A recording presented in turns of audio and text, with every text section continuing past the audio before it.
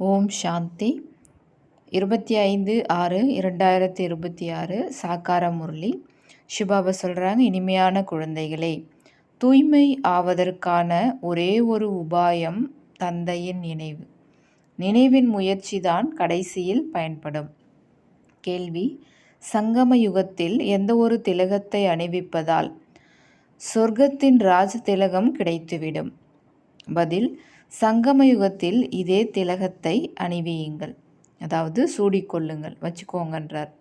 அதாவது என்னன்னா, நான் ஆத்மா ஒரு புள்ளியாக இருக்கின்றேன், நான் ஷரீரம் அல்ல. உள்ளுக்குள் இதையே மனனம் செய்து கொண்டு இருங்கள்.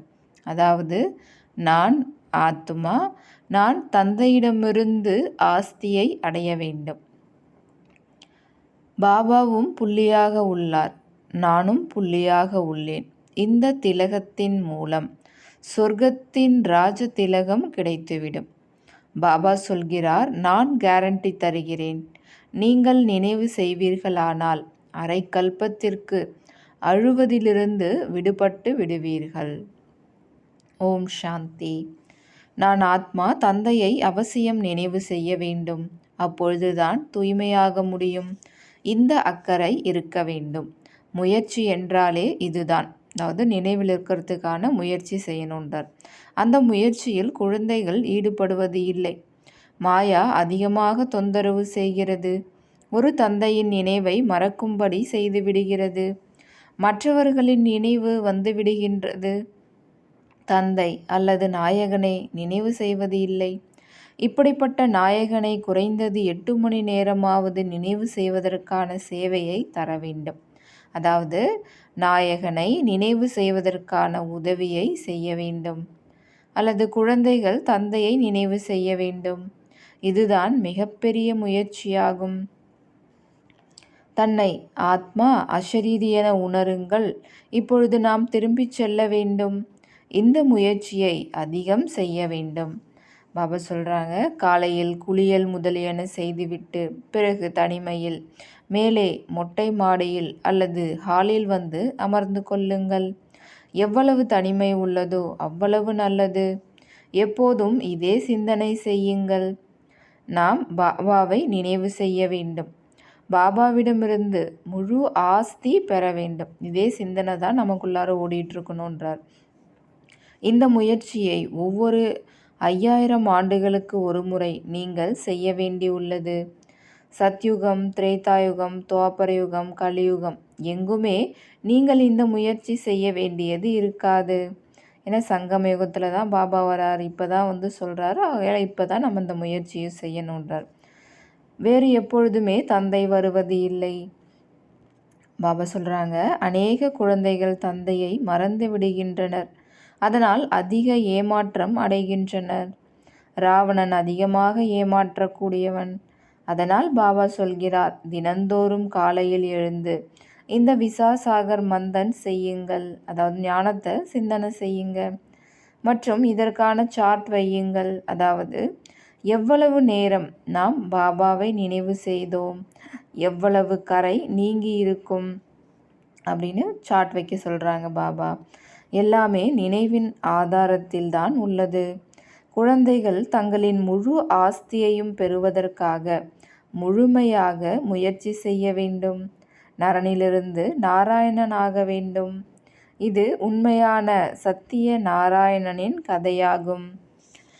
சத்தியமான தந்தையை நினைவு செய்வதன் மூலம்தான் அதுபோல ஆக முடியும். பாபா ஸ்ரீமத் தருபவர். பாபா சொல்கிறாங்க, இல்லறத்தில் இருங்கள், வேலை தொழில்கள் என்று எதை வேண்டுமானாலும் செய்யுங்கள். பாபாவை அவசியம் நினைவு செய்ய வேண்டும். தூய்மை ஆக வேண்டும், அவ்வளவுதான் அப்படின்றார்.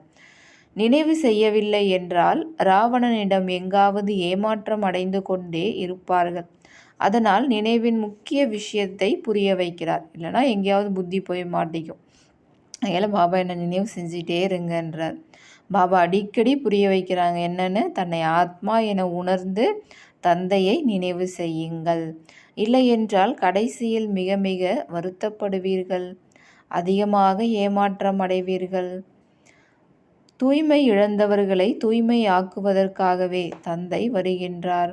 மற்றபடி உங்களுடைய வேலை தொழில்கள் முதலியவற்றுடன் அவருக்கு எந்த ஒரு தொடர்பும் கிடையாது. சரீர நிர்வாகத்துக்காக நீங்கள் என்ன செய்யணுமோ அதை செய்யுங்க. ஆனால் அந்த வேலையின் கூடவே என்னுடைய நினைவையும் சேர்த்து செய்யுங்கன்றார். மன்மனா பவ, அதை மட்டும்தான் நான் சொல்கிறேன் அப்படின்றார். நாங்கள் எப்படி தூய்மையான உலகின் எஜமானர் ஆவது என்று நீங்கள் கேட்கவும் செய்கிறீர்கள். அதுக்கு பாபா சொல்கிறாங்க, என்னை மட்டுமே நினைவு செய்யுங்க, போதும், அவ்வளோதான் அப்படின்றார். தூய்மையாவதற்கான வேறு எந்த வழியும் கிடையாது, இது ஒன்று தான்றார்.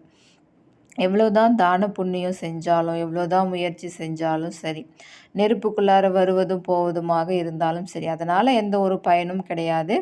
ஒரே ஒரு பாபாவை, நம்ம அப்பாவை, தந்தையை நினைச்சா மட்டும்தான் ஆத்மா தூய்மையாகும். நாம் தூய்மையாக முடியும், வீட்டுக்கு போக முடியும். இது ரொம்ப சகஜமானதுன்றார். அதனால தான் பேரே சகஜ யோகம்னு சொல்லப்படுது. அகில பாபா சொல்கிறாங்க, தன்னைத்தானே கேளுங்க.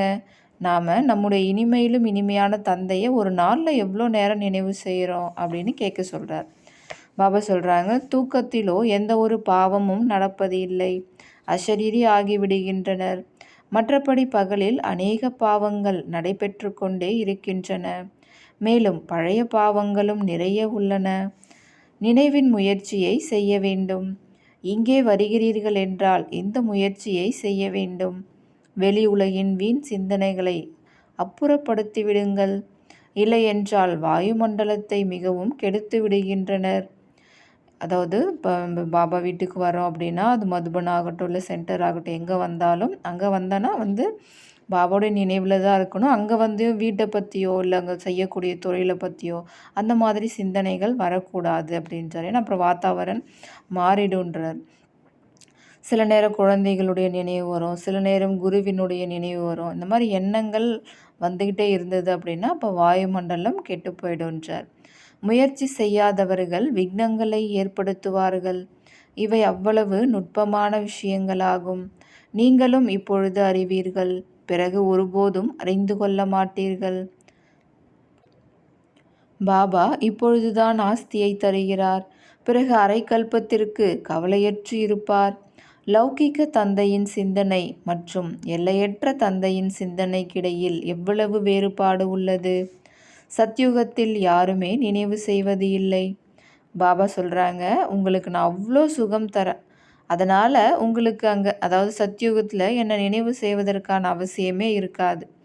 எனக்கு தெரியும், குழந்தைகளாகிய நீங்கள் சுகதாமத்தில் இருப்பீங்க, இன்னும் சில குழந்தைகள் சாந்தி தாமத்தில் இருப்பாங்க அப்படின்ற விஷயம் எனக்கு தெரியும். வேறு எந்த ஒரு மனிதரும் இதை புரிஞ்சிக்க முடியாது அப்படின்றார். அப்படிப்பட்ட தந்தை மீது நிச்சய புத்தி உள்ளவராக ஆவதில் மாயா விக்னத்தை ஏற்படுத்துகிறது. ஏன்னா பாபா நமக்கு 21 பிறவிக்கு நல்லா லைஃப்பை செட்டில் பண்ணி விட்டுட்டு போகிறேன், எனக்கு எந்த கவலையும் இல்லை உங்கள் மேலே அப்படின்றார். அவர் வானப்பிரஸ்தத்தில் போயிட்டு பரந்தாமத்தில் ஹாயாக இருப்பார். ஏன்னா நமக்கு செய்ய வேண்டியதெல்லாம் செஞ்சிடறேன் அப்படின்றார். பாபா சொல்கிறாங்க, அதுக்காக என்ன நினைவு செய்யுங்க. நினைவு செய்தீர்கள் என்றால் உங்கள் மீது படிந்துள்ள வெள்ளி, செம்பு, இரும்பு முதலிய அலாய்கள், அதாவது கரைகள் நீங்கிவிடும். அனைத்துமே பாபாவை நினைவு செய்வதின் ஆதாரத்தில் தான் உள்ளது. அதாவது பாபா சொல்கிறாங்க, யாராவது வந்தாங்கன்னா அவங்களுக்கு முதல்ல அப்பாவை நினைவு செய்யுங்க அப்படின்ற இந்த விஷயத்த சொல்லுங்க அப்படின்றார். தன்னை ஆத்மா என உணர்ந்து தந்தையை நினைவு செய்யுங்க அப்படின்ற இந்த விஷயத்தை மட்டும் சொல்லுங்க அப்படின்றார். பாபா சொல்கிறாங்க, நீங்கள் நினைவு செய்து கொண்டே இருக்கிறீர்கள் என்றால் ராஜ்யத்தின் திலகத்தை அறிந்து கொள்கிறீர்கள். அதாவது இரட்டைங்கிரிடமுடையவராக நம்ம ஆகிடுறோம். ராஜ்யத்தின் திலகம் கிடைக்கும் என்றால் சொர்க்கத்தின் மகாராஜா மகாராணி ஆவீர்கள் என்று பொருள். பாபா எவ்வளவு சுலபமாக புரியும்படி சொல்கின்றார். பாபா ஞானக்கடலாக, சுகத்தின் கடலாக இருக்கிறார். அவர் நமக்கு வரதானம் தருகிறார். இவருக்கு பக்கத்தில் அமர்ந்து கொள்கிறார். அதாவது பிரம்மா பாபா பக்கத்தில் சிவபாபா உட்காந்துக்கிறாரு. 2 பேருக்குமே அந்த புருவ மத்தின்ற சீட்டு தான், பக்கத்தில் இருக்காங்கன்றார். குரு தம்முடைய சீடனை பக்கத்தில் அமர்த்தி வைத்து கற்றுத்தருகிறார். இவரும் பக்கத்தில் அமர்கிறார். குழந்தைகளுக்கு இதை மட்டும் சொல்கிறார், தன்னை ஆத்மா என உணருங்கள், என்னை மட்டும் நினைவு செய்யுங்கள் என்று. சத்யுகத்திலும் நீங்கள் உங்களை ஆத்மா என உணர்ந்திருக்கிறீர்கள், ஆனால் தந்தையை அறிய மாட்டீர்கள். அங்கே ஆத்ம உணர்வு இருக்கும், ஆனால் பாபாவுடைய நினைவு இருக்காது. நாம் ஆத்மா, சரீரத்தை விடுகிறோம், பிறகு வேறொன்றை எடுக்கின்றோம். அந்த உடல் கரெக்டான டைமிங் முடிஞ்சிடுச்சு அப்படின்னா உடனே அந்த உடலை விட்டுட்டு நம்ம இன்னொரு உடல் எடுக்க போகிறோம் அப்படின்ற அந்த ஞானம் மட்டும் இருக்கும். பிறகு ஆத்ம நினைவு இருக்கும். அவ்வளோதான், தவிர வேறு எதுவும் இருக்காதுன்றார். டிராமாவின் அனுசாரம் உங்களுடைய பாட்டே இது போலத்தான் உள்ளது. அதனால் உங்களுடைய ஆயுள் அங்கே நீண்டதாக இருக்கும். அங்கே இருப்பவர்கள் யோகிகள், இங்கே இருப்பவர்கள் போகிகள். யோகிகள் தூய்மையாக இருப்பார்கள். அங்கே ராவண ராஜ்யமே இருக்காது. இங்கே ஆயுள் எவ்வளவு குறைவாக உள்ளது. இது கர்ம போகம் என சொல்லப்படுகின்றது. பாபா சொல்கிறாங்க, தந்தையை அறிந்து கொண்டீர்கள் என்றால் ஸ்ரீமத் படி நடந்து செல்லுங்கள். இப்போ நாம் வீட்டுக்கு போகணும், இந்த சரீரத்தை விட்டுட்டு போகணும். ஆகையால் பாபா சொல்கிறாங்க, இன்னும் மீதமுள்ள நேரத்தை சேவையில் பயன்படுத்த வேண்டும். குழந்தைகள், நீங்கள் மிகவும் ஏழைகள். அதனால் பாபாவுக்கு இரக்கம் வருகின்றது. தந்தையை நினைவு செய்யுங்கள் என்று வயதான தாய்மார்களுக்கு புரிய வைக்கப்படுகின்றது. வேறு எந்த கஷ்டமும் தருவது இல்லை. நீங்கள் எங்கே செல்கிறீர்கள் என்று யாராவது உங்களிடம் கேட்கலாம். அதற்கு கீதா பாடசாலைக்கு செல்கிறோம் என்று அவர்களுக்கு சொல்லுங்கள். பாபா சொல்கிறாங்க, இந்த ஞானம் மிக நன்றாக உள்ளது என்று வெறுமனே கவரப்படுகின்றனர். ஏனிப்படி சரியாக காண்பிக்கப்பட்டுள்ளது. ஆனால் தான் யோகத்திலிருந்து தமோ பிரதானத்திலிருந்து சதோ பிரதானமாக ஆக வேண்டும். இதை செய்வது இல்லை. பேச்சளவில் சொல்கின்றனர். பரமாத்மாவிடம் ஆஸ்தி பெறுவதற்கான ஞானத்தை புரிய வைப்பது மிக நன்றாக உள்ளது என்று. ஆனால் தாங்கள் அதை அடைய வேண்டும் என்று இதில் முயற்சி செய்வது இல்லை. இது நடக்கிறதில்லை. இதில் அவங்க முயற்சி செய்யறதில்லைன்றாங்க. சிவபாபா சொல்கிறாங்க, பாபாவை நினைவு செய்து கொண்டே இருப்பீர்களானால் பாபா உத்தரவாதம் தருகின்றார், நீங்கள் அரைக்கல்பத்திற்கு ஒருபோதும் அழமாட்டீர்கள். பாபா கேரண்டி தராங்க. இப்பொழுது நீங்கள் சொல்கிறீர்கள், பாபா ராவணனாகிய மாயாவை வெற்றி கொள்ள செய்கின்றார். யார் எவ்வளவு முயற்சி செய்கிறாரோ தனக்காகவே செய்கிறார். பிறகு நீங்கள் புது உலகத்திற்கு வருவீர்கள். பழைய உலகத்தின் கணக்கு வழக்கையும் முடிக்க வேண்டும். ஏனென்றால் நீங்கள் தமோ பிரதானத்திலிருந்து சதோ பிரதானமாக ஆக வேண்டும். தூய்மையாவதற்கான யுக்தியையும் சொல்கிறார். இது கயாமத் சமயம், அதாவது தீர்ப்பிற்கான விசாரணைக்கான சமயம். நாம் இந்த மரண உலகத்திலிருந்து ஷரீரத்தை விட்டு பிறகு புது உலகமாகிய அமரலோகத்தில் வருவோம். நாம் படிப்பதே புது உலகத்திற்காகத்தான். இது போன்ற வருங்காலத்திற்கான படிப்பை சொல்லித்தரக்கூடிய பாடசாலை வேறு எதுவும் கிடையாது. இப்போ நம்ம படித்து இங்கே தான் அவங்க வேலைக்கு போவாங்க, அதனுடைய பலனை அனுபவிப்பாங்க. ஆனால் இப்போ நாம் படிக்கக்கூடிய இந்த படிப்பு வருங்காலத்துக்காக அப்படின்றார் பாபா. இந்த மாதிரி பாடசாலை படிப்பு சொல்லித்தரக்கூடிய இடம் வேறு எதுவுமே கிடையாதுன்றார். யார் அதிக தான புண்ணியம் செய்கின்றனரோ அவர்கள் ராஜாவிடம் பிறவி எடுப்பார்கள். கோல்டன் ஸ்பூன் இன் மவுத் என்று சொல்லப்படுகிறது. அதாவது பிறக்கும்போதே ரொம்ப செல்வந்தராக இருப்பாங்க, அவ்வளோ சுகம் கிடைக்கும் அவங்களுக்கு. இதெல்லாமே பாபா சொல்கிறாங்க, சத்யுகத்தில் உங்களுக்கு கிடைக்கிறது. கலியுகத்திலும் யார் ராஜாக்களிடம் பிறவி எடுக்கின்றனரோ அவர்களுக்கும் கிடைக்கிறது. இருந்தாலும் இங்கே அநேக விதமான துக்கம் இருக்குது. ஆனால் சத்யுகத்தில் உங்களுக்கு அந்த மாதிரி துக்கம் இருக்காது.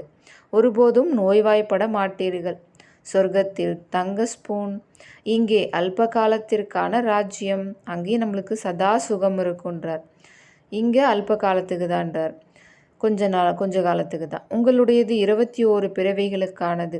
புத்தி மூலம் நல்லபடியாக காரியமாற்ற வேண்டும், பிறகு புரிய வைக்க வேண்டும். பாபா சொல்கிறாங்க, இதுவோ மிகப்பெரிய மருத்துவமனையாக மிகப்பெரிய கல்லூரியாக உள்ளது. பாபா ஒவ்வொரு விஷயத்தையும் நல்லபடியாக புரிய வைக்கிறார். பாபா சொல்கிறாங்க, யாருக்கு எங்கே மகிழ்ச்சி ஏற்படுகிறதோ, எங்கே மனம் ஈடுபடுகிறதோ அங்கே சென்று படிப்பை படிக்க முடியும். எங்களது சென்டருக்கு வர வேண்டும், இவர்களிடம் ஏன் செல்கின்றனர் என்றெல்லாம் சொல்லக்கூடாது.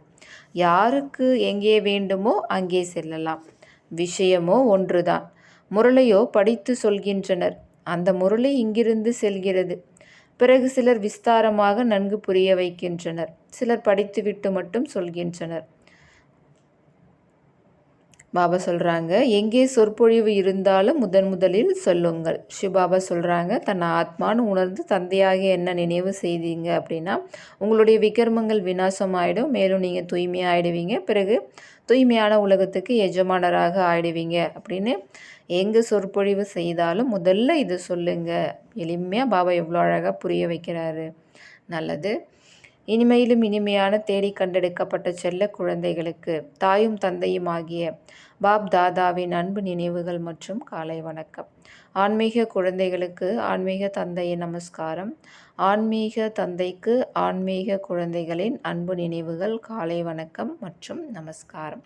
தாரணைக்கான முக்கிய சாரம். முதல் பாயிண்ட், வெளி உலகின் வீண் சிந்தனைகளை விட்டு தனிமையில் அமர்ந்து நினைவில் முயற்சி செய்ய வேண்டும். அதிகாலையில் எழுந்து விசாசாகர் மந்தன் செய்ய வேண்டும். மேலும் தனது சார்ட்டை வைக்க வேண்டும். 2வது பாயிண்ட், எப்படி பக்தியில் தான புண்ணியத்திற்கு மகத்துவம் உள்ளதோ அதுபோல ஞான மார்க்கத்தில் நினைவிற்கு மகத்துவம் உள்ளது. நினைவினால் ஆத்மாவை சதா ஆரோக்கியமாக செல்வந்தராக ஆக்க வேண்டும். அஷரீரியாக இருப்பதற்கான பயிற்சி செய்ய வேண்டும். பாபா வரதானம் தராங்க. கம்பைன்ட் ரூபத்தின் சேவையின் மூலம் ஆத்மாக்களை நெருங்கிய தொடர்பில் கொண்டு வரக்கூடிய கம்பைன்ட் ரூபதாரி ஆகுங்கள். விளக்கம், வெறும் பேச்சின் மூலம் சேவை செய்வதால் பிரஜைகளின் கூட்டம் உருவாகி கொண்டே இருக்கின்றது. ஆனால் சப்தத்தை கடந்த மேலான நிலையில், அதாவது அவ்யக்த நிலையில் நிலை பெற்று பிறகு சப்தத்திற்கு வாருங்கள்.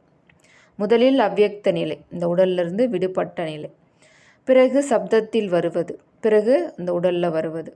இத்தகைய இணைந்த ரூபத்தின் சேவைதான் வாரிசுகளை உருவாக்கும். சப்தத்தினால் கவரப்பட்ட ஆத்மாக்கள் பல சப்தங்களை கேட்கும் பொழுது மீண்டும் அலைபாய தொடங்கி விடுகிறார்கள். ஆனால் நீங்கள் கம்பைன்ட் ரூபதாரியாக மாறி கம்பைன்ட் ரூபத்தின் மூலம் சேவை செய்தால் அவர்கள் மீது வேறு எந்த ரூபத்தின் தாக்கமும் ஏற்படாது. ஸ்லோகன், சாதனங்களில் எல்லையற்ற வைராகிய உணர்வினுடைய சாதனையை ஒருபோதும் மறைய விட்டு விடாதீர்கள். இன்றைய அவ்யக்த சமிக்ஞை, சகிப்புத்தன்மை கொண்ட குழந்தைகள் தங்களின் சகிப்புத்தன்மையின் சக்தியினால் எவ்வளவு கடினமான சமஸ்காரம் கொண்டவர்களையும் மற்றும் எவ்வளவு கடினமான காரியத்தையும் குளிர்ச்சியாக அல்லது எளிதாக மாற்றிவிடுவார்கள். சகிப்புத்தன்மை கொண்டவர்கள் நிதானமாகவும் ஆழமான அறிவுடையவர்களாகவும் இருப்பார்கள். அவர்கள் ஒருபோதும் பயப்பட மாட்டார்கள். விஷயத்தின் ஆழத்திற்கு சென்று வெற்றியை அடைவார்கள். நல்லது. ஓம் சாந்தி.